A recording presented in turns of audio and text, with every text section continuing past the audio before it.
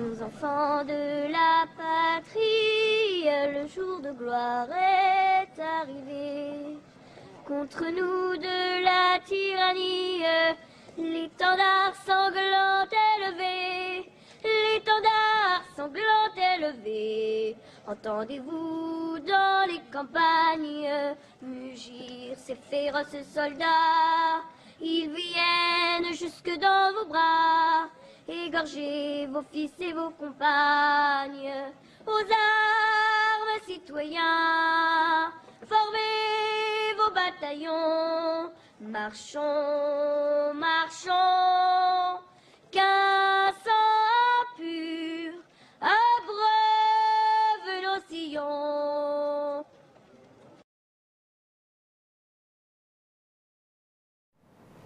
მოგესალმებით ყველას. ტელეკომპანია ახალი საქართველოს პირდაპირ ეთერში გია გაბრიძე და მამუკა ბაკურია გადაცემით პრეს რევიუ გია გაბრიძესთან და მამუკა ბაკურიასთან ერთად კვლავ თქვენთან არის და ჩვენ ისევ და ისევ მინდა ჩვენ რადიოს გარშემო გამოთქვა ისევ იმედი, დიდი იმედი, რომ ძალიან მალე ჩაირთვება და აუცილებლად დილის ეთერშიც კვლავ დაგიბრუნდებით, რადგანაც არის ისეთი თემები, რომელსაც ცხელგულზე სჭირდება განხილვა, ხშირად ამბობენ ხოლმე რა, მამუკა რომ 100-მდე დათვალე და შემდეგ თქვიო, რა, რაღაც და შენი მოსაზრება მერე დააფიქსირეო, როცა გაბრაზებული ხარო და პრინციპში მთელი ღამის განმავლობაში, როცა ჩვენ ინფორმაციას ვგებულობთ, 100-მდეც ვითვლით და საკმაოდ უფრო მეტამდე გვიწევს ხოლმე. კი, გვიწევს ხოლმე და აქედან გამომდინარე, დილის ეთერში ჩვენ მაინც ყოველთვის ვაკეთებთ ჩვენელ შეფასებებს გისმენთ თქვენ და დღესაც შევეცდებით უბრალოდ თქვენი მოსმენის გარეშე და თქვენი აზრის მოსმენის გარეშე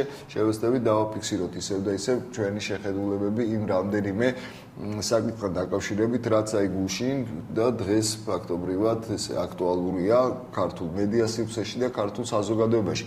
გვაქვს ფაქტობრივად არის სამი თემა, მამუკა, ისეთი სამი თემა, რომელიც მე წამოვწიე ტელეფონში კი გითხარი დღეს, რომ ამ სამ თემაზე მინდოდა რომ გამახვილებინა ყურადღება.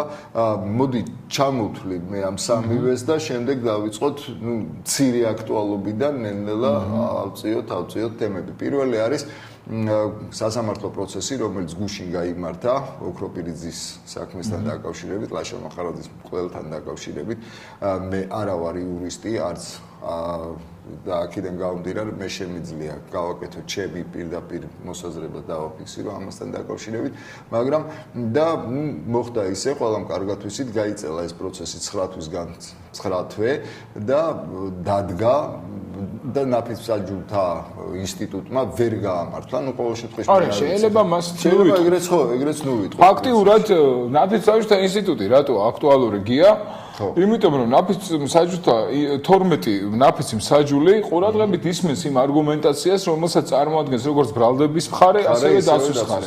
ხო, თუ გამოვრიცხავთ საქართველოში არსებულ ნეპოტიზმს და რაღაცა კულუარულ გარიგებას, რომლის ფაქტებზე ჯერჯერობით არავის არ უსაუბრია. შესაბამისად, მოდი პირდაპირ უთხრათ ეხა ღარიბაშვილის ფავორიტ და ერთადერთ საყრდენ ძალა პროკურატურას, რომ ეს ნათესავებითა და არაპროფესიონალებიდან ყოფილი ნაძირლებით დაკომპლექტებული სახელმწიფო ინსტიტუტი თავის მოვალეობას ვერ ასრულებს და დამნაშავეს ბრალს ვერ უყენებს. ვერ დაარწმუნა პროკურატურამ ნაფიცმსაჯულები იმაში, რომ გიორგი ოქროპირიძე, ვინმე ოქრიკა, რომელიც ნამდვილად არის მკვლელი და მე ეს ვიცი, ხო, რომ ის მართლაც დამნაშავეა. ეს არის არა ნაფიცმსაჯულთა ინსტიტუტის ბრალი, არამედ იმისი, რომ პროკურატურა არის სათამაშო მოედანი ამ ყმაწვილის, რომელსაც ქვია საქართველოს პრემიერ-მინისტრი, რომელიც ჯიუტად თვლის, რომ ყველა დამნაშავეა და თვითონ არის მარტო ხვითო და მართალი, რომელიც არ ისმენს საზოგადოების ხმას, რომელსაც არ ისმენს საზოგადოებაში დაგროვებული პრობლემები ამ ხრივ, ეს არის სამართლებრივი სივრცე, სოციალური სივრცე,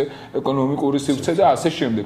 რომელიც თვლის, რომ ვისაც დღეს აწუხებს სამართლებრივი პრობლემები, სოციალური პრობლემები, ეკონომიკური პრობლემები და ასე შემდეგ, ეს არის თურმე ყურით მოთრეული, საზოგადოება უნდა იყოს ბედნიერი, რადგან ღარიბაშვილი არის ბედნიერი. ესე არ არის. მე ძალიან თანავიგრძნობ. მაშინ აი როგორი მომენტია იცი, მამუკა, აქედან გამომდინარე, თუ სუფთა სამართლებრივად ვიმსჯელებთ, მაშინ და გვერდზე გადავდეთ ჩვენ ემოციებს და ჩვენ დამოკიდებულებას ამ ყველაფერთან მიმართებაში, მაშინ ის თემა უბრალოდ ის ბრალი, რაც ორთვიანი რომ წაუყენეს, ეს არის ყველამ კარგად ხდება რაღაც სრულ დასმენა, რაღაც ესეთი სისულელე. ეხლა დღევანდელი, ხო, ნუ საშინელება. საშინელება, ნუ ეს ხო არჯდება. იმის მაგალითად რომ დამდგარიყო პროკურატურის პროკურორების უმკაცრესი პასუხისმგებლობის საკითხი, რათა მათ აი ესეთი რეალურად არსებული მკვლელობის საქმეზე ეს სახელმწიფოს ბრალია, ხო? სახელმწიფომ ვერ მკვლელს ვერ წაუყენა ბრალი, რაშიც დაარწმუნებდა საზოგადოებას, რომ მკვლელი უნდა დაისაჯოს და სასამართლოს, ხო? აი ეს არის პრობლემა. მე ძალიან თანაუგზნობ მახარაძის ოჯახს, ძალიან თანაუგზნობ, ძალიან მოლოდინში ვიყავით ყველა, რომ მკვლელი მიიღებდა შესაბამის უმკაცრეს სასჯელს, მაგრამ აქვე ვნახოთ ახლა ღარიბაშვილის მოქმედება ის კი არა რომ პროკურატურის მიმართ ყოფილიყო მკაცრი და კრიტიკული და სასწრაფოდ მოეთხოვა იმ ადამიანების პასუხისმგებლობის დაყენების საკითხი, ვისაც ეს საქმე ებარა მათი ხელმძღვანელობისთვის და ამ დეპარტამენტისთვის მთლიანად. არამედ მან გადაწყვიტა რომ პროკურატურამ სააკაშვილის და ადეიშვილის სტილში უნდა იმუშაოს, შეასრულოს შეკვეთები და ეხა იმ ბრალდებულს მან მარტო ეგ არისო მამუკა ეს ფაქტობრივად იყო მიშვებული თავის ნებაზე, ასე ვთქვათ, პროკურორების ნებაზე. იქ არის კიდევ ბევრი სხვადასხვა ეჭვიც გამოითქმება სხვადასხვა პარლამენტარის მიმართ და ასე შემდეგ, ქართული ოცნების ლიდერების მიმართ გამოითქმება. ნუ მე არ მინდა ხა ამ თემაზე დღეს აქ. ხო, არა, ჩვენ ეხა იცი რა არის, შიგნით კულუარებში ვერ ჩავალთ. რა ხდება ამაზე? ზედაპირზე რაც დევს ის განვიხილოთ. გამოითქმება, მაგრამ არის კიდევ ერთი ასეთი მომენტი, რომ როდესაც მან დაინახა და ხელისუფლებამ დღეს დაინახა საზოგადოების დამოკიდებულება უკვე აი ამ დამდგარი შედეგის მიმართ, რომ ადამიანს უწევდა გამოსვლა 12-ში თვეში უნდა გამოსულიყო ციხიდან და საზოგადოება გამოხატავდა და აუცილებლად გააპროტესტებდა ამას და ეს აღშფოთება იქნებოდა და ვის მიმართ გააპროტესტებოდა? ხელისუფლების მიმართ, ხო? და მათ სასწრაფოდ შეიმუშავეს გეგმა B, უაზრო გეგმა B, რომელიც საზოგადოებამ სააკაშვილისტური გეგმა B, მოდი ესე დავარქვა. არა, არც ეგეთი. გაცილებით უფრო აი შავი ძაფით თუ თეთრი ძაფით ნაკერი გეგმა B, იმიტომ რომ სააკაშვილი ამას სხვანაირად შეასრულებდა, ის გუში რო გამოვიდა ის ახალგაზრდა კაცი, ის ცოტა სხვანაირად გააკეთებდა ამას და ადგენს რაღაც ცრუ დასმენის ბრალდება წაუყენეს და დატოვეს ციხეში. ესე იგი ამით რა გააკეთეს, რომ უკაცრავად რა და რაღაც ძვალი გადმოგვიგდეს საზოგადოებას. და თანაც რა არის ძალიან საშიში ტენდენცია იკვეთება ამით. ეხლა არ არის აქ მარტო ოქროპირიძის საკითხი აქ და მისი ბრალეულობის საკითხი. ნებისმიერი ადამიანი, რომელიც იქნება ხელისუფლებისთვის რაღაცა პრობლემის შემქმნელი. ნებისმიერი ადამიანის მიმართ შეიძლება თურმე სრულ ბრალდების წაყენება და ნებისმიერი ადამიანისთვის შეიძლება თურმე უკანონო პატიმრობაში ყოფნა. აი ეს არის ყველაზე ცუდი, თორე ოქროპირიძე ვინმე ოქრიკა, რომ ის რომ მკვლელია და ის რომ არის საშიში სახის დამნაშავე და საზოგადოების მართლაც საშიში, ეს 2x2-4-ია. მაგრამ სწორედ აი ამ თვალხილული გამოცხადებული მკვლელობის ქრონიკის შედეგად ჩადენილი მკვლელობა რომ ვერ დაამტკიცა პროკურატურამ სასამართლო დარბაზში და ვერ დაარწმუნა ვერც ნაფიცი მსაჯულები და ვერც მოსამართლე, ხო, ამაშია პრობლემა. თვითონ ღარიბაშვილის პრობლემა ამაში, ხო, რომ ესე იგი რა დონეზე არაკვალიფიციური და არაპროფესიონალური კადრებით არის დაკომპლექტებული მთლიანი სახელმწიფო ინსტიტუციები, რომლებსაც როგორც გონია ღარიბაშვილს, რომ მთავარია თავისი ნათესაობები იყვნენ ბედნიერად და მდიდრად სახელმწიფო თანამდებობებზე, მაგრამ საქმე თავისით გაკეთდება, აგერ კიდევ ერთხელ დაეჯახა ნათესაობის და კლანური მმართველობის პრობლემას, ხო? ვერ კეთდება პროფესიონალის გარეშე, ვერ კეთდება საქმე სახელმწიფოში. არა, კლანური მმართველობა უფრო სხვა სფეროებშია, სადაც უფრო სხვა მმართველობით მინეროთ პროკურატურაში. ყველა კარგად ვიცით და ყველანი ვამბობთ, რომ პროკურატურაში და საერთოდ ძალოვან სტრუქტურებში არიან ძალიან ბევრი ნაცმოძრაობის წარმომადგენლები, პირდაპირ ვამბობ, ნაცმოძრაობის წარმომადგენლები. გია, რატო არიან ისინი იქ? იმიტომ რომ მათ საერთო ენა გამონახეს ახალ ხელისუფლებასთან, ხო? აბა ვის დატოვებდა ხა ღარიბაშვილს აქ ესეთი კომერციულ მეჯღანუაშვილისეური დამოკიდებულება, ხო ეს ყველამ ვიცით, სამწუხაროდ უამრავი ფაქტია ამაზე, არაფერს მე არ ვიგონებ, ხო? აწყობს ხელისუფლებას ვინმე კადრი, მის წარსულს არანაირი ის სადესტი იყო, ზონდერი იყო, მას ჩადენილი აქვს სისხლის სამართლის დანაშაული, არა აქვს ჩადენილი, აქვს კვალიფიკაცია, არა აქვს კვალიფიკაცია. მაწყობს მე ის იქნება თანამდებობაზე. ეს დამოკიდებულება ხო? მაგალითი, სიგუას მაგალითი, რომელიც იყო ტურიზმის დეპარტამენტის ხელმძღვანელი, შემდეგ ვიცით როგორ გათავისუფლდა ისა, ვიცე-პირველი ერთ-ერთი ვიცე-პრემიერის გიორგი კვირიკაშვილის ეკონომიკის მინისტრის წინააღმდეგ გაკეთებული მისი განცხადებები საერთოდ ქართული დღევანდელი ხელისუფლების წინააღმდეგ, იმიტომ რომ ის წარმოადგენს და ერთ-ერთი ლიდერია ამ ქვეყნის სახე არის კვირიკაშვილზე მაგ შემთხვევაში და ის გარკვეულ რამდენიმე თვის შემდეგ ისევ ინიშნება სახელმწიფო სტრუქტურაში საკმაოდ მაღალ თანამდებობაზე კვლავ და კვლავ ისე გაისუფთა შედაც თქვი აი რაღაცნაირი კომერციული დამოკიდებულება რა თქმა უნდა აწყობთ და მორჩა ხო და აი ეს ფანატიკურ რაღაცა სექტანტური მართლობითი პრინციპი ძალიან ხშირად ძალიან წააგავს ჩრდილოეთ კორეული მართლობის პრინციპს ეს ერთი მაგრამ ამას თავი დავანებოთ კი ბატონო ეს საკამათო საკითხი იყოს და ამაზე კამათში არ შევა მაგრამ ფაქტი ერთია რომ მსგავსი მართლობის პრინციპის შედეგი არის დღეს საქართველოს ეკონომიკური, სოციალური, საგარეო პოლიტიკური და სხვა სამართლებრივი მდგომარეობა. ეს არის კატასტროფა. ამ კატასტროფას საზოგადოება ხედავს, საკუთარ ტყავზე, თავზე იწვნევს, მაგრამ ხელისუფლება არის აბსოლუტურ ნირვანაში და განცხრომაში. პრობლემა არის ამაში. გიედა, გამოსავალი კიდევ ერთხელ ვთავაზობ ბატონ ღარიბაშვილს გამოსავალს მიუხედავად იმისა, რომ პიროვნულად არანაირი სიმპათია არ გამაჩნია ამ ადამიანის მიმართ, კიდევ ერთ გამოსავალს თავაზობ, რომ არის გულწრფელი კომუნიკაცია საზოგადოებასთან. პრობლემების გასაჯაროვება მას და საზოგადოებასთან ერთად პრობლემების გამოსავლის ძიება. ეს არის ერთადერთი საშუალება, რომ დაიბრუნოს საზოგადოებაში ნდობა ხელისუფლება. კი ბატონო და რაზედაც გუშინ მაგალითად ძალიან კარგად საუბრობდა და მე დარწმუნებული ვარ აბსოლუტურად, ნუ კარგად რა, ხა ჩემი დამოკიდებულება ადეიშვილის მიმართ ყველა მიცის და რამდენიმე წელია უკვე ეს იციან, თუ როგორი დამოკიდებულება მაქვს მე სააკაშვილის ხელისუფლების ნებისმიერი მაღალ ჩინოსნის მიმართ და ადეიშვილმა გუშინ ნუ რაც გააკეთა და თვითონ ნაცმოძრავა, იმიტომ რომ ადეიშვილი არ არის ხა ისეთი ქარიზმატული ფიგურა, რომელიც გამოვა ტელევიზიით და რაღაც დახუხებს რაღაცას იტყვის. საზოგადოების დაბეჭდილებას მოახდენს, მაგრამ აქ იყო ძალიან საინტერესო მისი პასუხები და ძალიან საინტერესო იყო თვითონ Facebook-ში და გამოხმაურება ამ ყველაფრის მიმართ. და როგორი იყო? მათ და ისევ ჩვენმა საზოგადოებამ რატომღაც ჩათვალა, რომ ადეიშვილმა დაკარგა რაღაც ის თავისი რუხი კარდინალის იმიჯი, დაკარგა აი ეს რაღაც რო კაიზერ სოზა გვეგონა და ეს რაუქენი ჯულიეტოვიჩი და ესეთი რაღაცები იყო, რომ ესე იგი ვითომ ადეიშვილი დავარდა თქვა არავითარ შემთხვევაში ხალხო, აი ეს არ დაიჯეროთ ის მესიჯები, რაც გაუშვა ადეიშვილმა იყო აბსოლუტურად ზუსტად სწორად გაკეთებული.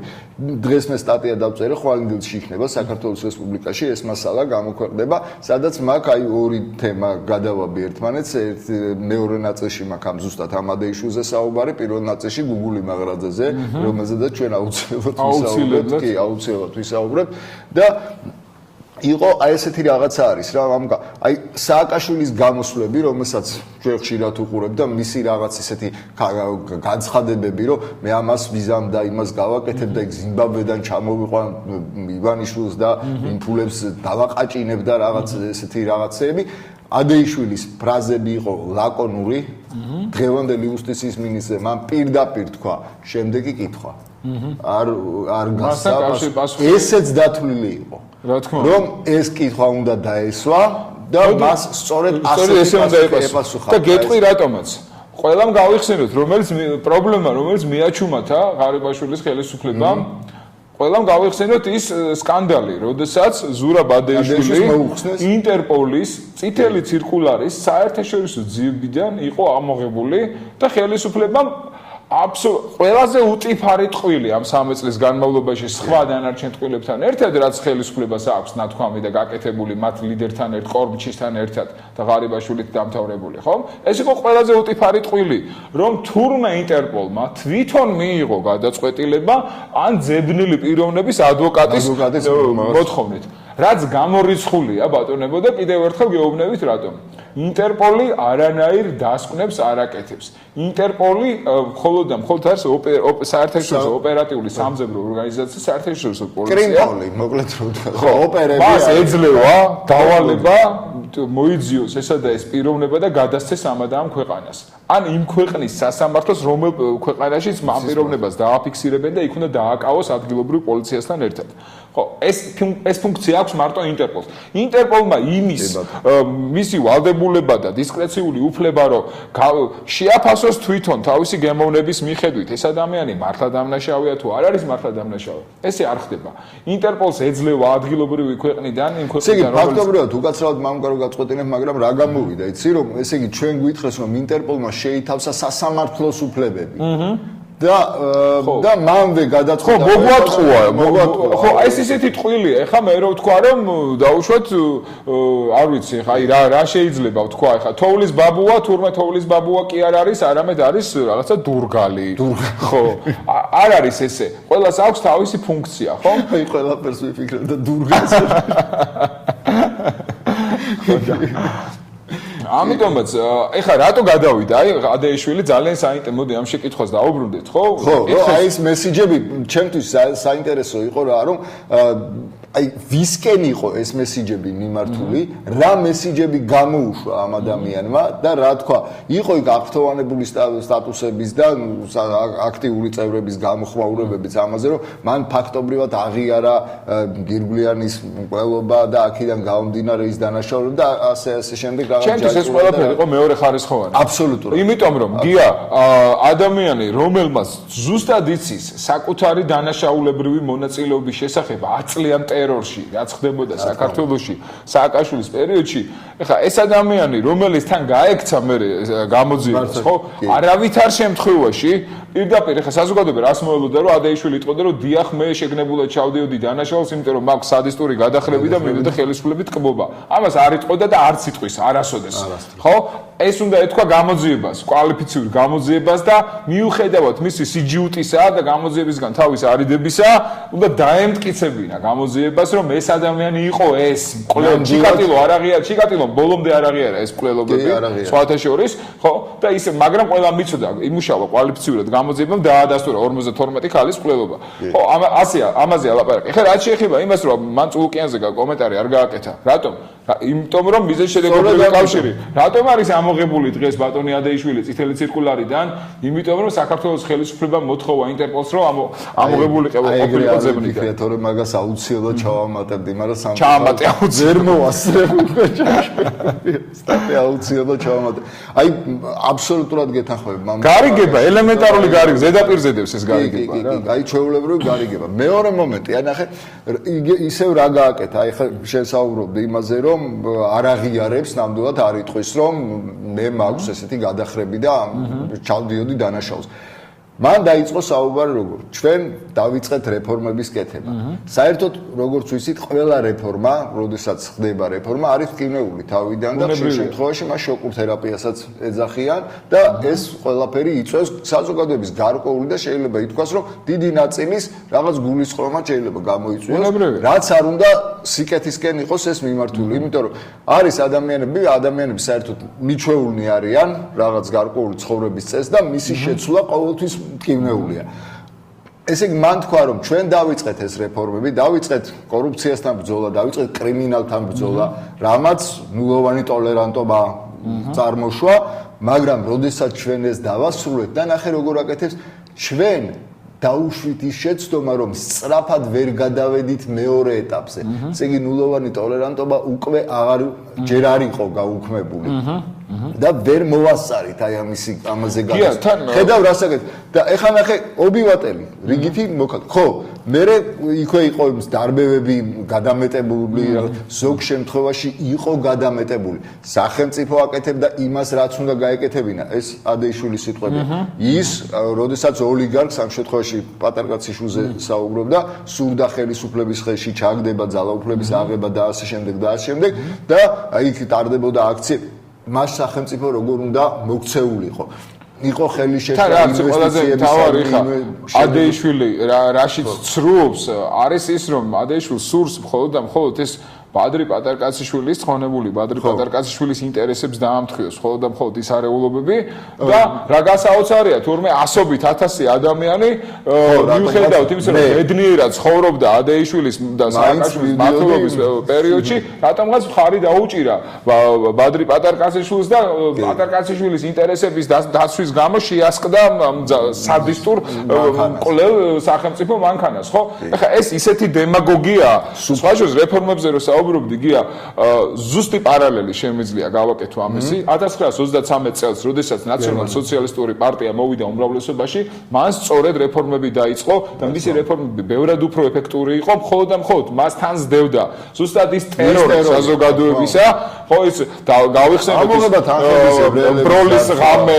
გრძელიდანების ღამე და ასე შემდეგ ხო და რა ნიშნით კეთდებოდა რომ ეროვნული ინტერესებით გერმანელი მოქალაქის უფლებების დაცვით იმპერიალის დასავლელი იმპერიალისტების რომლებსაც უკანონოდ უხდიდა კონტრიბუციას გერმანიის სახელმწიფო და ასე შემდეგ და ასე შემდეგ როგორც ზუსტად იგივე არგუმენტაცია ქონდა ჰიტლერის რეჟიმს მაშინ რა არგუმენტაციას გუშინ მოვისმინე ჩვენ ყოფილი ჰიტლერელისგან ადეიშვილისგან რომელიც ჰიტლერულ ფოლკიშე ბეობახტერს აძლევდა ინტერვიუს ხო და ისიც ვითომდა ცდილობდა რომ წმავე შეკითხვებზე წამოეყო ყველა შეკითხვა იყო წინასწარ გახმებული რა თქმა უნდა წინასწარ გათვლილი პიარ მენეჯერების მიერ დამუშავებული და გადაცემული იგივე პასუხებიც და ხო არ გაგონებს ეს 2030-ში ეს ანუ ის ვასიკოდიშვილი ხუმრობს ხოლმე უკაცრავ სლენგით ღადაობს ხოლმე მაგ თემაზე ეს გამზარდია ცდილობს დაამტყიოს შეკითხვები ძინა ივანიშვილის პასუხებს ან პირიქით ხო ესე იყო ეს ხო და როდესაც მართლობითი ადამიანებთან დამოკიდებულებითი სისტემა არის ზუსტად ერთი და იგივე ყოფილი გაიძვერა ჩინოვნიკისგან და ახალი ხელისუფლების ჩინოვნიკისგან მათი გათვლა საზოგადოების მაგრამ ნახე მამუკა ეხლა ამას შენ და მე ვეუბნებით დღეს პირდაპირ ეთერში, ტელეეთერში და ამ ჩანაწერის ნახვაც შეიძლება შემდეგ Facebook-ის და ინტერნეტის მეშვეობით, YouTube-ის მეშვეობით ყველას.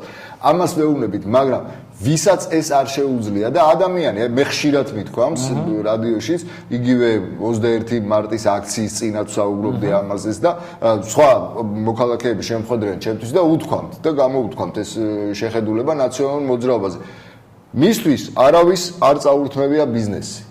ზის ადამიანი სახში თავისთვის დივანზე წამოწოლილი უყურებს ამ ინტერვიუს, უყურებს.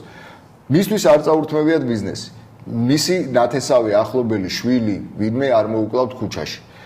ციხეში არ უწამებიათ მისი არც თვითონ, არც მისი რომელიმე ისეთი ძალიან ახლობელი. მას ეს ყველაფერი ესმოდა, მხოლოდ და რატომღაც აი ესე თვლიდა რომ ეს ხდება სადღაც სხვაგან და დღეს ეს ადამიანი რას ფიქრობს? რომ აი თურმე ამ ხალხს ქონდათ ეს დაწყებული ყველაფერი, აბა როგორ გინდა კრიმინალს ებრძოლო. აბა როგორ გინდა კრიმინალს ახლა ყვავილებით ხო ვერ ეტყვი და გთხოვთ გაბრძანდეთ და არ ემას. ესე იგი მათ დაამარცხეს კრიმინალი, კანონიერი ქურდები გაიქცნენ, ზოგი წავიდა, ზოგი დაიჭირეს, ზოგს რაღაც რა. კი ბატონო, ქუჩაში აღარ იპარავდნენ. უკეთესად გეტყვის და ფიქრობს რა ამას სულ ყველაფერს. უკეთესად გეტყვი, ვინ შეიძლება კიდევ ესე იფიქრო? არა მხოლოდ ის ადამიანი, ვისაც ეს არ შეხებია, ძალიან ცოტა ის დედა.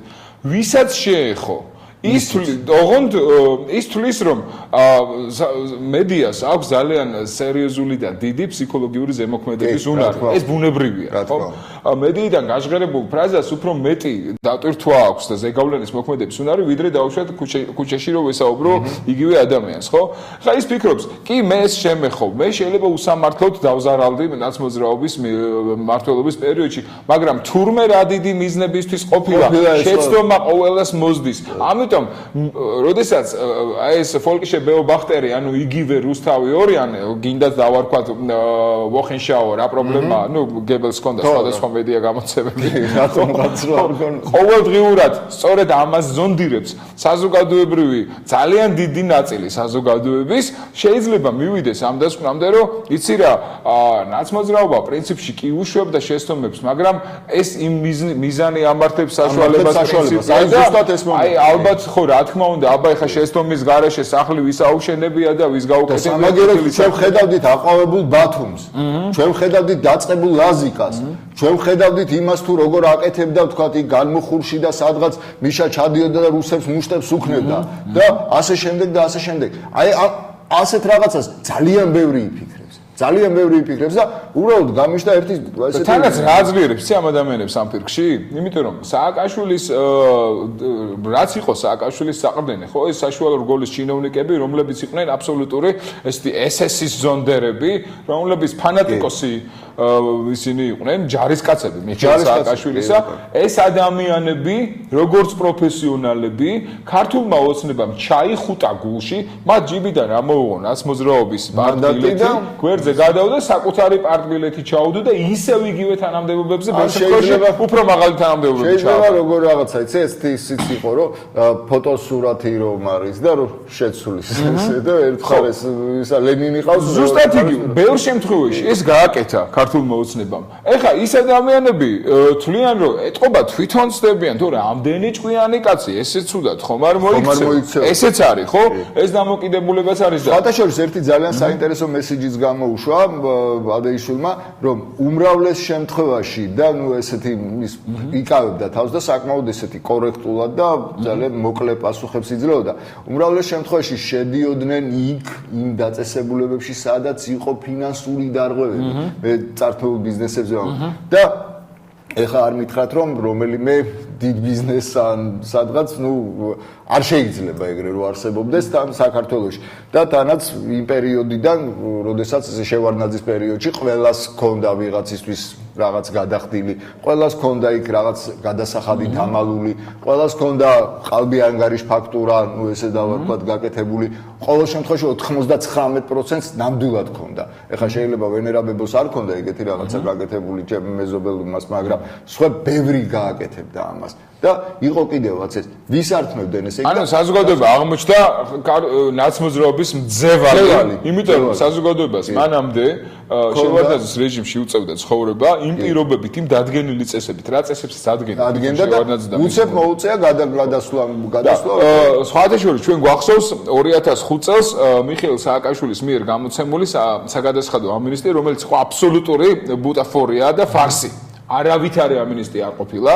ეს იყო უბრალოდ ბიზნესების წარმოჩენა, ანუ ვინ უნდა დატერორებულიყო და ვინ უნდა დარეკეტებულიყო, ვინ უნდა განადგურებულიყო, მხოლოდ ამ სიის დაზუსტება და კორექტირება მოხდა ამ საგადასახადო ამინისტიით, ხო? შემდეგი მეორე, როდესაც ეს ნაძარცვიფული აიღო ნაცმოძრაობამ და ეს ბიზნესები წაართვა ამ ადამიანებს და აწამა და ასე შემდეგ, მეორე ეტაპი ეს ფული ხო გაუთავდათ.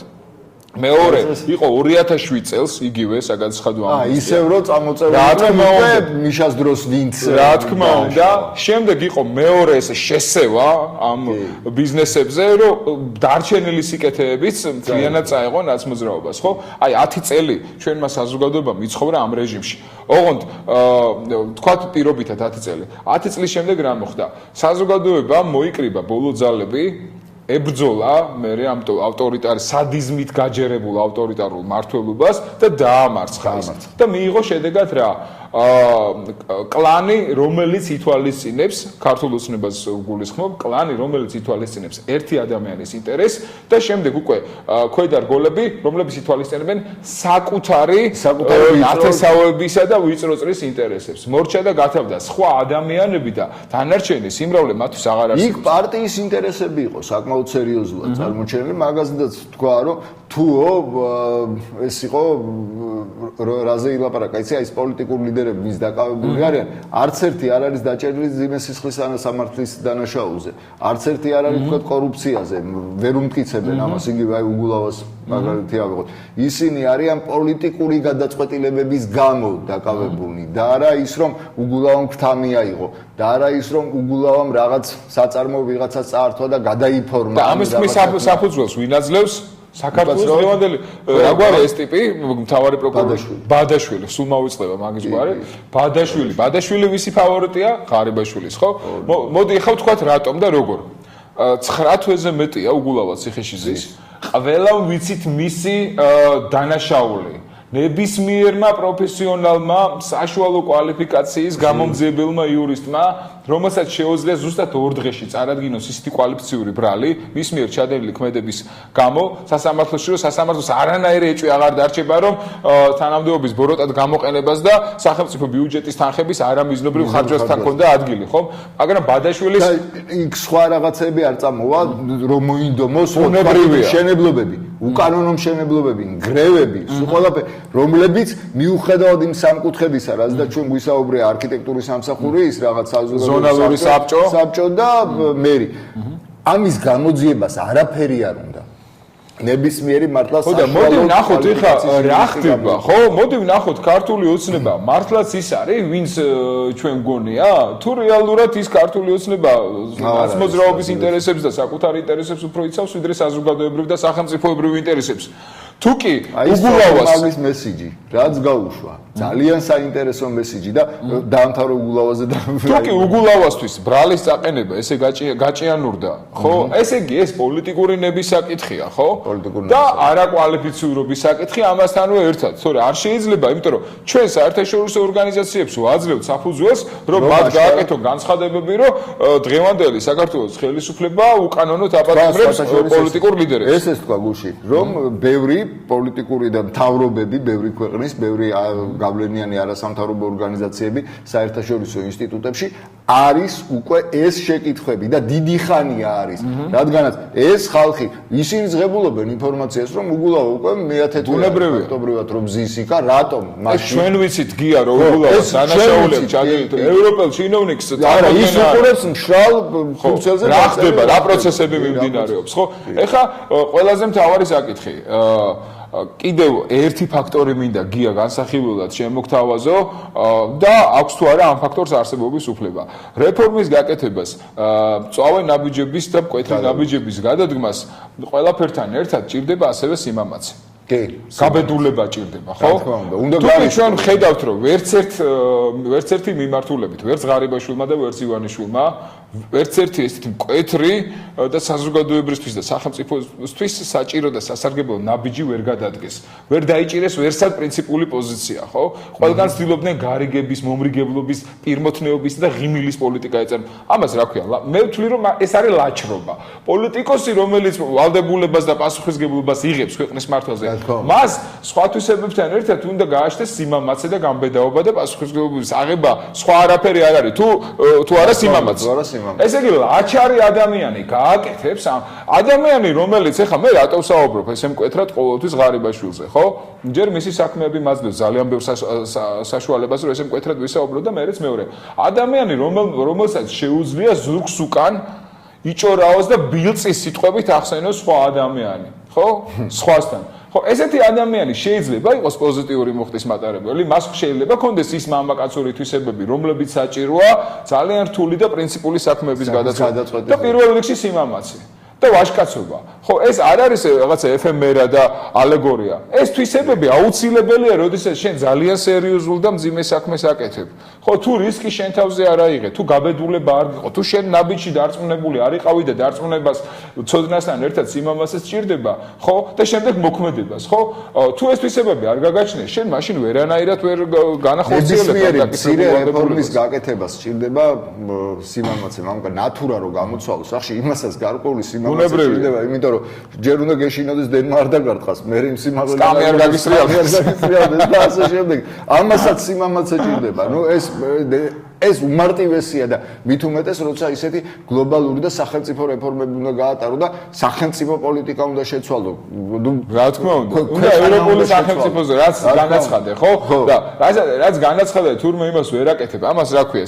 თუ ლაჩარი ადამიანი ხშირ შემთხვევაში და 100-დან 99 შემთხვევაში არის მათხოვარა. შეყვარებულთა რო ყვავილები მიგაქ, იმას სიმამაცე არ ჭირდება, რომ მიზოცნება, იმიტომ რომ რა იცი. ხო, რომ გაბედო, ხო. სასიმავრო რო დაგხვდეს, ან იმ გოგოს არ უყვარდეს ეს ყვავილები და ასე ნების ანუ კონკურენტი რო დაგხვდეს და კონკურენტმა გენიალურად არის იმაში გიორგოვის თვეში ეს მომენტი ხო და აი უყურე ხა სხვადასხვა იმას რა ქვია იმ სახეობს გიორგობის თვეში აი ეს ძვერებიანი კაცი როა გეიდარ ფალვანდიშვილი არა მე არა აი სწორედ იმ შეყვარებულთან რომ მიდის და ეს ძველი ბიჭები რო ხდებიან და როგორ გეკადრებათ მე იქ არ მივიდიოდიო და არა გიორგობიანის მეგობარი ხო ვიცი აი ხა ესეთი ვაჭარი ადამიანი პრინციპულად პირად ცხოვრებაშიც კი ვერ დგავს პრინციპულად შიშარა ადამიანებისთვისაც გამონახან ნაცმოძრაობის PR ჯგუფმა და აი სერიოზულმა ხალხმა ვინც მართლა ძის და ისა შესანიშნავი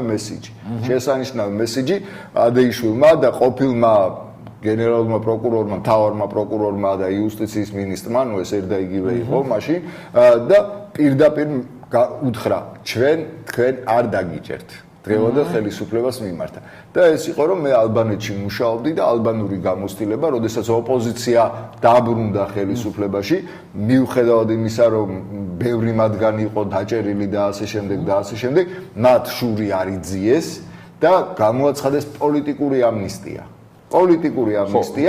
და სალი ბერიშა ანუ ის ალბანეთის ლიდერი ეკითხა ბევრად უფრო პოზიტიური ფიგურა იყო ვიზუალურადაც პროფესიონალიზმითაც და საქმიანობითაც ვიდრე ადეიშვილი, მიხეილ სააკაშვილი, ირაკლი ღარიბაშვილი და ასე შემდეგ და თუნდაც ზაქარია ქუცნაშვილი და ჩვენო ამაზე მოლაპარაკებულები ვართ უკვე შიგნით უკვე შევთანხმდით იმიტომ არის ძალიან მობიერი გახდა ძალიან ჰუმანური ბწყალებში რა თქმა უნდა ქართული ოცნება ნაცმოძრაობის სადიზმის მიმართ და რატომღაც მე ამ ადამიანების და კულუარებში შეთანხმებების მიმართ პრეტენზია არ მაქვს ღარიბაშვილი რომ ამას გააკეთებდა და არა ამაზე უკეთეს და პრინციპულს ეს მე წინასწარ ვიცოდი იმიტომ რომ მასთან ურთიერთობის შედეგად მე დამშე შტაბ-შტიგლება თავის დროზე წინასაარჩევნო პერიოდში ხო მაგრამ ამაზე არ ელაპარაკი ჩემთვის პრობლემა რა არის საზოგადოების მდუმარებაა პრობლემა საზოგადოება რომელიც აი რაღაცა ისეთი სიჯიუტით აკვიატებული სიჯიუტით თulis რომ ქართული ოცნების ნაცმოძრაობასთან ესეთი უკვე კულუარებს მიღმა კოაბიტაცია, უკვე კორუფციული და დანაშაულებრივი თანამშრომლობა ნაცმოძრაობასთან და მის ყოფილ ლიდერებთან, რომლებიც წესით არიან უმძიმესი კრიმინალის ჩამდენი და ისინი უნდა იყვნენ აუცილებლად გასამართლებულნი, აი მათთან კომუნიკაციაშია ყოველთვის შედეგები ჯერჯერობით ესე ჩანს სიტუაცია. ჩვენ არაფერს არ ვიგონებთ. ჩვენ არ გვაქვს თვითმიზანი, რომ თეთრზე ვთქვათ შავი. ჩვენ რასაც ვხედავთ, იმის ობიექტურ ანალიზს ვაკეთებთ და არა მხოლოდ ადგილობრივი მედიისა და არსებული ინფორმაციის შედეგად, არამედ საერთაშორისო მედიაში გაჟღერებული ინფორმაცია. მაგრამ შენ წარმოიდგინე, მამუკა ისევ იმას მინდა, აი რაც გუშინდელ მედიაში რო გაჟღერდა, აი ინფორმაცია და აი რა დასკვნა გამოვიტანე მე იქიდან და პირდაპირ გეტყვით, ეს იყო რომ მან მისცა გარანტიები დღევანდელ ხელისუფლებას და არა საზოგადოებას. მან მისცა გარანტიები რომ არ დაიჭერენ ვიღაც მაღალჩინოსნებს, თქვათ იგივე ტყემალაძეს, იგივე გუგული მაღალაძეს და ასე შემდეგ, ძიძიგურს და მსგავსთა მათთან, რომელთა სახელია ლეგიონი და რა ვიცი ხა ვიღაც ხო, მაშინ წინა გადაცემაში გია მინდა ჩვენს ტელემაყურებელს მოუბოდიშო, მაშინ არ მახსოვდა იმ პარლამენტარის სახელი და გვარი, რომელმაც განაცხადა, რომ საქართველოს ეკონომიკური ზრდის მაჩვენებლით მსოფლიოში პირველიაო. ვინ იყო ეს ადამიანი? ეს იყო გოჩა გიგაბუკია. ეს სუბიექტი თulis რომ საქართველოს თავის ეკონომიკური განვითარების მაჩვენებლით დღეს არის მსოფლიოში საუკეთესო ქვეყანა. არა არისო ცუდი ბიჭი. არისო. გავსი საძაგლობის მთქმელი ადამიანი წესით და რა გინდა მიიღო გარანტია ხა გიგაბუკიამ იმისი რომ მას აღარ შეეხებიან და შეუძლია თავისუფლად რაღაც იქ სამოთახიანი ბინები შეიძინოს და აღარ დაჭირდება გაყიდვა როგორც ადეიშვილს დაჭირდა თავისი თურმე ერთი ცალი სამოთახიანი ბინის გაყიდვა რომ იქ თავი ერჩინა საზღვარგარეთ. ხო. აი ტაქსის ფული მეზობლისთვის გამოუქმევია თურმე აეროპორტამდე რომ ისე სხვადასხვა თუ ესეთი პატიოსანი და კრისტალურად სუფთა იყო ადეიშვილი ჩვენ გვახსოვს 2012 წლის 1 ოქტომბერს საღამოს თათბირიდან ადგა დაიბარა რომ 10 წუთში დაბრუნდება და თურმე გაუტია აეროპორტისკენ და გაიქცა. რატო გაიქცა ესე ლაჩარივით, კერესკივით, კაბა რატო გადაიცვა და რატო გაიქცა ერთი ძალიან გვაინტერესებს. ძალიან გვაინტერესებს ხელისუფლების დამოკიდებულება, რატომ ამოიღო ესეთი კრიმინალი. მე დაგისახელებთ თუ ვინმე დაინტერესდება და ჩვენ დაგვიკავშირდება ათეულობით კომპანიას, რომელიც პირდაპირ ადეიშვილის დავალებით დაატერორეს, დააწიოკეს, გააუბედურეს, სახკარი დააყიდინეს ამ პატიოსან ბიზნესმენებს და წესიერ თბილისელებს და შემდეგ ისინი დღემდე წელში ვერ გაიმართნენ და დღემდე არამხოლოდ მორალური და მატერიალური ზარალი აქვთ, არამედ უკვე ფიზიკურიც და ისინი დაავადდნენ და ჩემმა ერთმა მეგობარმა გულის ოპერაცია გაიკეთა იმ პერიოდში, იმიტომ რომ ის იყო უწარმატებულესი ბიზნესმენი, მას ჰქონდა უწარმატებულესი კომპანია, სხვა შორის თემა ჩარკვიანმა თავი ჩამოიხრჩო. ხო, ყოფილმა შევედადეიშვილის რა თქმა უნდა, ხო თავი მოიკლა ადამიანმა, იმიტომ რომ ის აი ამ მდგომარეობაში ჩააქვს. სწორედ ეხლა ეს სუბიექტი ზის რუსთავიორის პირდაპირ ეთერში გაქცეული მესამე ქვეყნიდან და რაღაცა თავის სიწმინდეს და სიწესიერეზე გველაპარაკება და ეს მე არ მანაღლებს. მე მანაღლებს ის რომ საქართველოს ხელისუფლება და მთავრობა ვინც ესეთი ადამიანები სასამართლოში უნდა დააკავოს და სასამართლოში წარადგინოს აბსოლუტურად დადუმებულია, მათ რეაქცია ხმაც კი არა, მათ არანაირი კომენტარი ამ საკითხთან დაკავშირებით არ გავაკეთებიათ და კიდევ უფრო მეტად მადარდებს, რომ საზოგადოება კი სოციალურ ქსელებში აქტიურობს, ქილიკობს, იგინება, ჩხუბობს და ასე შემდეგ, მაგრამ მათი ქმედება არ არის იმ დონის ქმედება, რომ ხელისუფლებას ჩაფიქრდეს მაინც, შეშფოთდეს მაინც და თქვას, რომ მე თუ ესე გავაგრძელე, ხო, ჩემს პოლიტიკურ კარიერას ალბათ უახლოეს მომავალში წერტილი დაესმება. არ არის ესეთი. ხო, საზოგადოება თავისთვის თუხთუხებს, როგორც 10 წლის განმავლობაში თავისთვის თუხთუხებდა მიხეილ სააკაშვილი, როცა სადისტური სიამოვნებით აწამებდა საზოგადოების მეორე ნაწილს და დანარჩენი საზოგადოება ჩუმად სამზარეულოში საუბრობდა ჩურჩულით რას გვიშვება ეს სააკაშვილი, ხო? ესე არ შეიძლება. ვერ შენდება ესე მარტო პოლიტიკური ჯგუფის მიერ, ხელისუფლებაში მოსული პოლიტიკური ჯგუფის მიერ დემოკრატიული სახელმწიფო ვერ შენდება. კეთილდღეობაში ყოფი სახელმწიფო ვერ შენდება.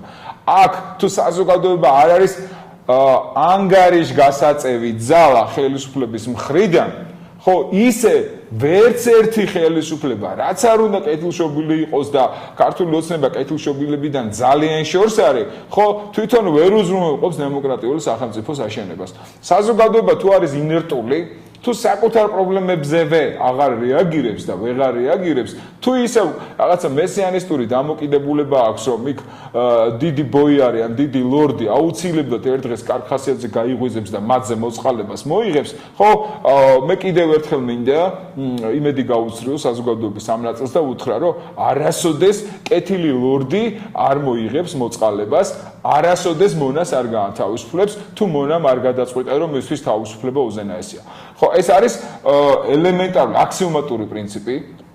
საი დააკვირდით ისტორიას, სახელმწიფოების და ზოგადად ცივილიზაციის განვითარების დინამიკას და ვინ როგორ მიაღწია იმას, რაც დღეს ჩვენთვის შურის მომგვრელია დაუშვათ საქართველოს მოსახლეობისთვის და საზღვრები რომ მართლა ზღია იყოს, დღეს საქართველოში არც ერთი ადამიანი აღარ დარჩებოდა, ყველა გადავიდოდა ცივილიზებულ დასავლეთში, მიუხედავად იმისა, რომ თან ცალიხელი თაგინებიდან ცალიხელი თიხვეწებიან, რომ ოღონდაც ვიზა მიიღონ რომელიმე ცივილიზებული ქვეყნისა და იქ გააგრძელონ მერე თავიანთი ცხოვრება, ხო? მოდით ვნახოთ რა გზა გაიარეს ამ ქვეყნებმა, არა გია, ხო? და ვინ იყო მთავარი დამტმელი ძალა, ხო? ვინ იყო მთავარი რესურსი იმ ქვეყნებისთვის, რომ მათი ქვეყნების ისტორია უკეთესობისკენ შეცვლილიყო და ადამიანზე ორიენტირებული ხელისუფლებები და სახელმწიფო სისტემები ჩამოყალიბებულიყო. რა თქმა უნდა ადამიანი, რა თქმა უნდა რიგითი მოქალაქე, არა კეთილი მეფე, არა კეთილი ლორდი, არა კეთილი რომელიღაცა არ ვიცი თავადი თუ ასე შემდეგ. ადამიანი ჩვეულებრივი რიგითი მოქალაქე იყო იქ. ეს იქნებოდა ყმაგლეხი, ეს იქნებოდა შავი მუშა თუ ასე შემდეგ, ხო? აი ამ ადამიანების ინიციატივამ შექმნა სახელმწიფო ბრძოლამ თავისუფლებისთვის, ბრძოლამ საკუთარი უფლებებისთვის, შექმნა სახელმწიფო, რომელსაც ჩვენ დღეს ვუწოდებთ ცივილიზებულ დემოკრატიულ სახელმწიფოს. ხო?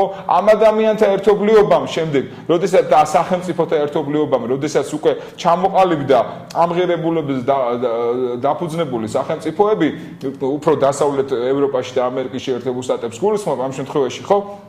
შექმნა, შემდეგ ის გენიალური დოკუმენტი, საერთაშორისო სამართლებრივი ძალის დოკუმენტი, რასაც ქვია ადამიანის უფლებათა საერთაშორისო декларация და დაუკანონა ყველა ადამიანს არა მხოლოდ ის ბაზისური უფლებები გია, ხო, სიცოცხლისა, ჯანმრთელობისა, განათლებისა და ასე აღსარებლობისა, არამედ კეთილდღეობისა და ბედნიერების უფლებას დაუკანონა და პირდაპირ წერია ამ დოკუმენტში, რომ ყველა ადამიანს აქვს უფლება მოიპოვოს კეთილდღეობა და მიიღოს ბედნიერება, რამე თუ ადამიანი არის გაჩენილი იმისთვის, რომ იცხოვროს კეთილდღეობაში და ბედნიერებაში. ხო, აი, ეხლა სად არის საქართველო ამ დროს? სად არის საქართველოს სახელმწიფო ამ დროს? სად არის ის პოლიტიკური ძალა, რომელმაც იცის, რომ ეს არის მისი უპირველესი ვალდებულება, რომ მოქალაქეს ამის უზრუნველყოფა გაუქმოს. სათავეში სწორედ საზოგადოებამ და სწორედ მოქალაქეებმა იმისი გულისთვის, რომ აი ამის უზრუნველყოფის თუნდაც საწყისი ეტაპი მაინც. ხო, საფუძველი მაინც ჩაეყარა და შემდგომში და ამ დროს გამოდის ყველაზე მდიდარი და ყველაზე ბედნიერი ადამიანი ამ ქვეყანაში და ამბობს, რომ 30 წლის მერე ამ ყველაფერს გაგიკეთებთ. ხო, ამის თქმას ჯობია საერთოდ არ თქვა. ხო, როგორ შეიძლება დღეს 75 წლის დედაჩემს უთხრა რომ 30 წლის შემდეგ შენ კარგად იცხოვ. შენი პენსია იქნება უკვე კარგი. ხო, არ შეიძლება ამის თქმა, ეს ამორალობაა, ხო?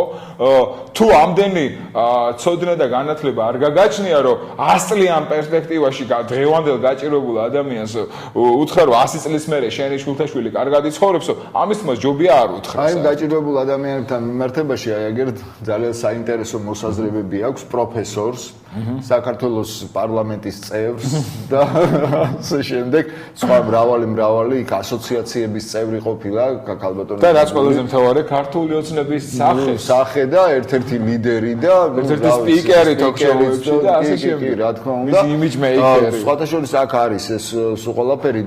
მე ვიტყვი მე და მამუკა ჩვენ ვისაუბრეთ ამასთან დაკავშირებით 15 იანვარს დაიბეჭდა ელიზბარ ჯაველიძის წერილი ქალბატონ გუგულიზე და ამხანა გუგული ძმაო ორჯონიკიძე ასეთი სათაური იყო გაზეთ საქართველოს სტატიაში და აქ მაქვს ეს სტატია მოღებული და რამდენიმე ამონარიცაც წაიკითხავთ, მაგრამ ეხლა მინდა თქვა რატომ გამიჩნდა და დღეს რატომ გადავწყვიტეთ ჩვენ ამ თემაზე საუბარი და ქალბატონ გუგულიზე ასეთი ყურადღების გამახვილება ადეიშვილის შემდეგ პრინციპში.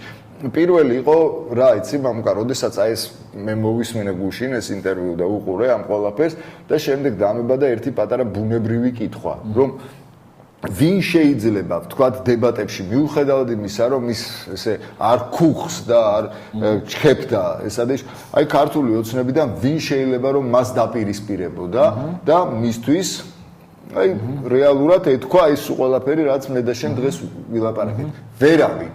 ვერავინ ვერ აი თავში მოვიდა ბესელიაც ვინც ყავთ ანუ ნუ ხა სესიაშვილზე და მათზე ხო სესიაშვილის საშიშროება იქნებოდა რომ პირდაპირ ადეიშვილის ხარეს არ გადავიდო და იქიდან ხარეს და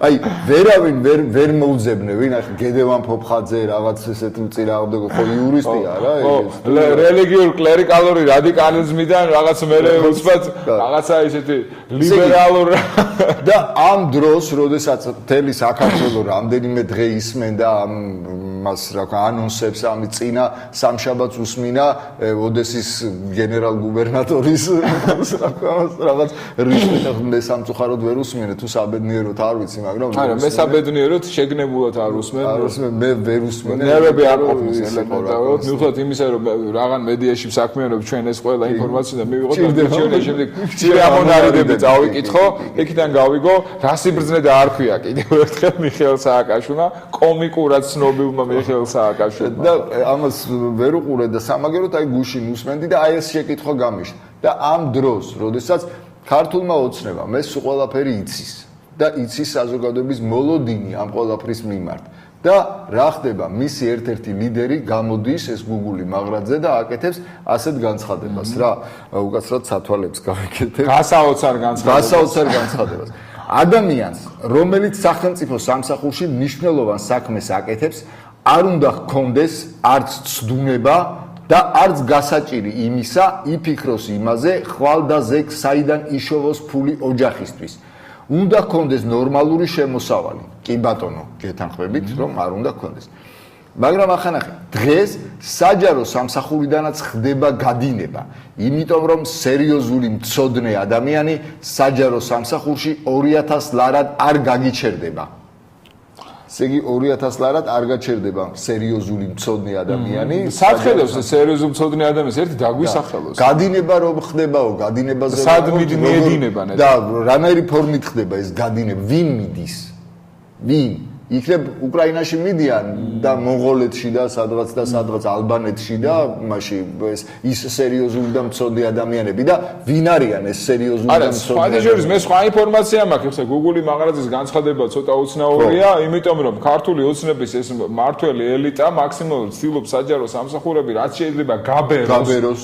აი, ნარმანიას არ ყოფნის 3700 თანამშრომელი მერიაში და კიდე 525 თანამშრომელს ამატებს, ხო? და როგორ ხდება ეს გადინება? ძალიან საინტერესოა. ნახე, ეხლა იმიტომ რომ სერიოზული, მცოდნე ადამიანი საჯარო სამსახურში 2000 ლარად არ გაგიჩერდება. თუ საჯარო სამსახურში კარგი სპეციალისტი არ გაჩერდა, მიღებული გადაწყვეტილებები იქნება იმდენად არასწორი, რომ ყველას დაგვაკლდება. როცა სხვა ადამიანი ასეთ კაცს 6000 თავაზობს, ვინც თავაზობს 6000? აი რომელს ერთი საჯარო სამსახური არის მოდი ესე ვთქვათ საჯარო სამსახური არის ცოტა არ იყოს სხვა რაღაცა და სხვა დამოკიდებულებაა საჯარო სამსახურთან როგორც საქართველოში ისე ნებისმიერ ქვეყანაში მაგრამ მე ვიტყვი აი ეს ყველაფერი რაც აქ წერია და რაც მე ამოვიკითხე არის აბსურდი, არის თავხედობა, არის სისულელე. პირველ რიგში იმიტომ, რომ ნებისმიერი ადამიანი, რომელიც მუშაობს თქვათ გამგეობაში, ნებისმიერ რაიონის გამგეობაში და არის რაღაც მიმართულების სპეციალისტი. და მას უბრალოდ არ ხსნიდნენ, იმიტომ რომ არ ერეოდა ამ პოლიტიკურ პროცესებში, არის თავისი რაღაცის სპეციალისტი, მშენებლობის ან კანალიზაციის ან რაღაცის სპეციალისტი და აქვს ხელფასი მაქსიმუმ 800 ლარი. და თქვენ მე მეუბნებით ქალბატონო Google-ი რომ ის 23 წლის ბიჭი რომელიც არის ერთ-ერთი სამსახურის უფროსი არის კვალიფიციური სპეციალისტი და მას თურმე სთავაზობენ ძალიან საინტერესო შეკითხვა შეიძლება დაუსვათ ქალბატონ Google-ის მერის კულტურის, სპორტისა და განათლების სამსახურის ხელმძღვანელი 23 წლის ყმაწვილი კახი კალაძის ცოლის ძმა, რომელსაც მანამდე არც ერთი დღე საჯარო სამსახურში არ აქვს გატარებული, არც და არ ამგონი არც ერთ სამსახურში სავარაუდოდ. სავარაუდოდ არც ერთ სამსახურში. ქართული ოცნების გარდა, რომ ქართული ოცნების ახალგაზრდული ფრთის აქტივისტი იყო და დროშას ენერგიულად და ომახიანად იქნებოდა, იმიტომ რომ მისი უნდოდა ძალიან რომ მის ცოლის ძმას გაემარჯვა და ან დეპუტატი გამხდარიყო ან მაღალჩინოსანი. აი ამ დამსახურებისთვის ეს ადამიანი Google-ი მაღაზიას მიუმართავ ეხა მე მოქალაქე მამკაბაკურია და დამიდასტუროს რომ ეს ყმაწვილი 23 წლის ახალგაზრდა რომელსაც 2000 ლარზე რამდენიმეჯერ მეტი ხელფასი აქვს და რამდენიმეჯერ მეტი სახელმწიფო დანამატი და რამდენიმეჯერ მეტი პრემია აქვს აღარ საუბრობ უკვე უფასო ავტომობილზე, უფასო ბენზინზე, უფასო ჯანდაცვაზე და უფასო ტელეფონზე და სხვა სიკეთეებზე, რასაც საჯარო სამსახური ითვალისწინებს, ხო? ეს ადამიანი არის იმდენად კვალიფიციური, რომ ჩვენ რიგით მოქალაქეს, პენსიონერებს, ხო, 70-80 წლის პენსიონერებს მისი შენახვა ესე ძვირი უჯდებათ.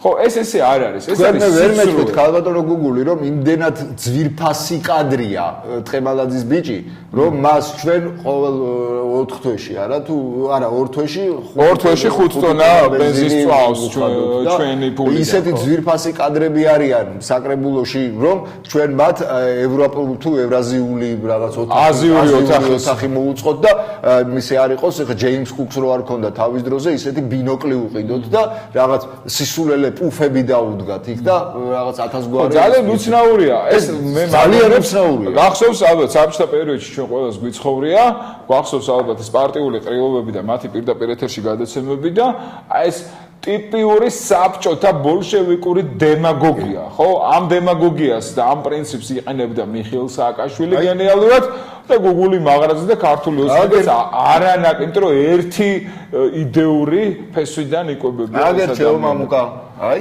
ჩემამუკა აგერ რა წერია.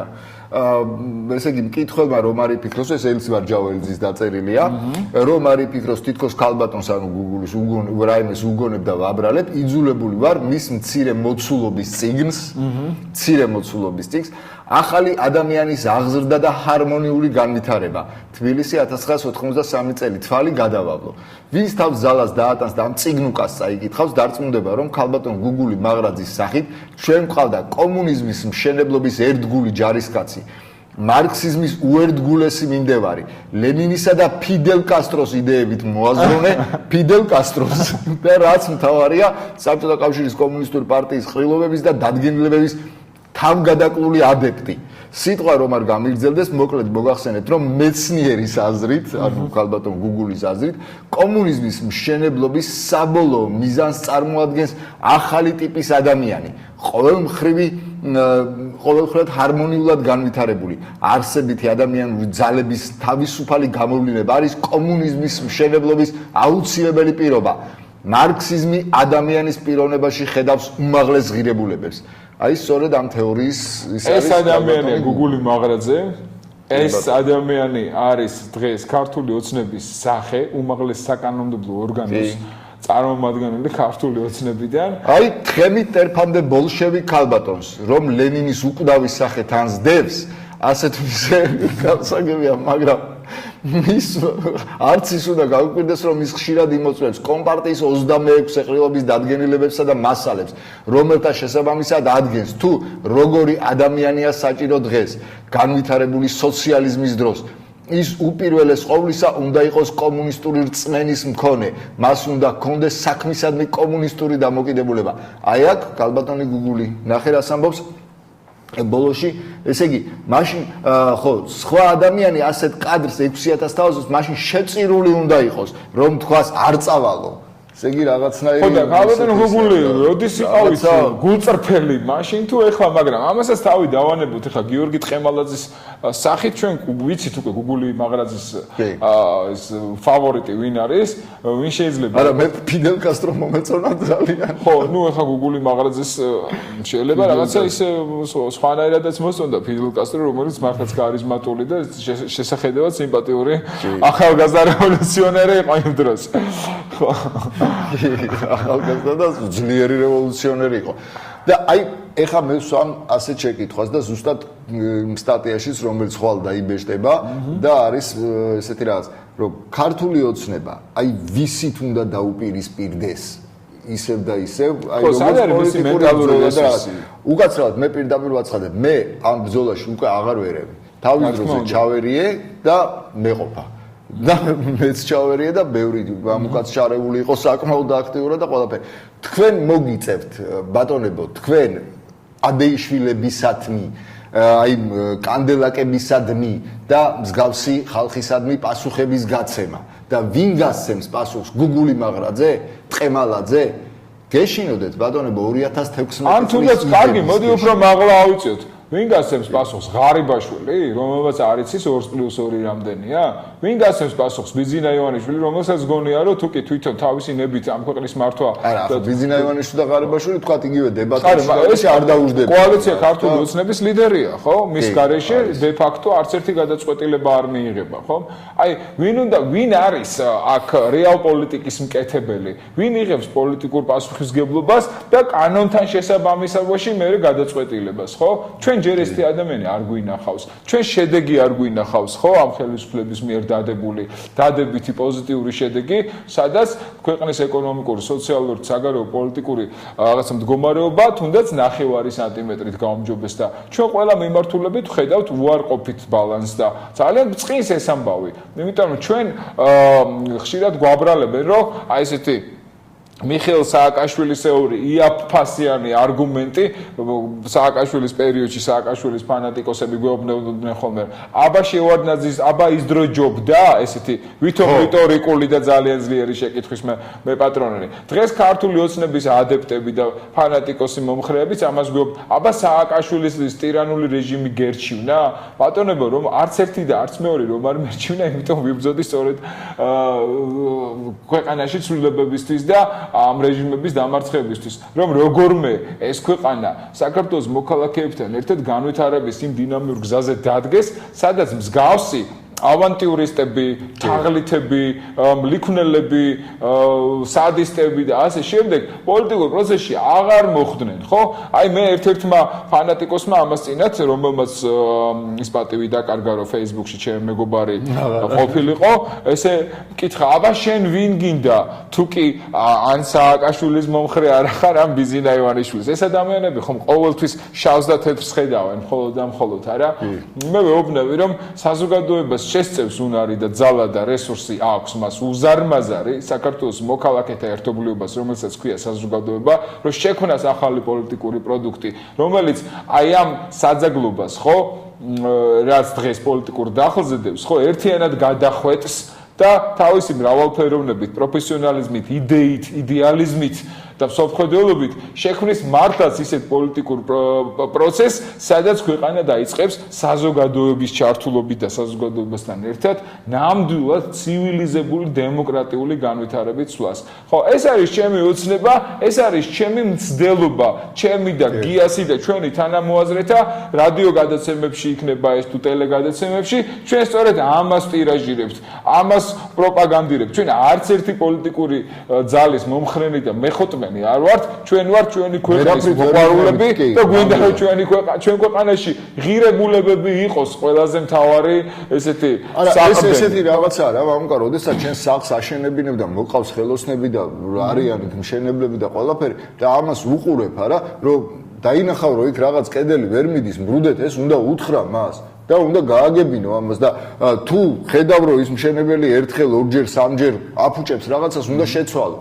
უნდა შეცვალო ძალიან მარტივი, რომელიც ამ ცემენტს გპარავს. პლუს კიდე ხო, ცემენტსაც თუ უხარისხოდ გიშენებს. ის ცემენტი უნდა მოატანინო უკან, აბა ხა მაშინ უკაცრავად და რაღაც ვერ ჯდება იქ. ძალიან ბევრი ჩვენი გადაცემის დასასრულამდე წუთზე ნაკლები რჩება და არ ვიცი, ჩვენ გამომდინარე ჩვენი მდგომარეობიდან და ყოველდღიურ რეჟიმში ვეღარ გეურთიერთებით ძვირფასო ტელემაყურებელ, მაგრამ ვეცდებით მაქსიმალურად ხშირად ჩვენი მოსაზრებები გაგიზიაროთ მე და გიამ სიახლეებზე აწყობილი, იმ ნიუსებზე აწყობილი და გავაკეთოთ თქვენთან ერთად ანალიზი, თუ ჩვენ როგორ ხედავთ და რა არის გამოსავალი. კი ბატონო, კარგით. კარგად დამდებოდეთ. ნახოთ შეხვედრამდე.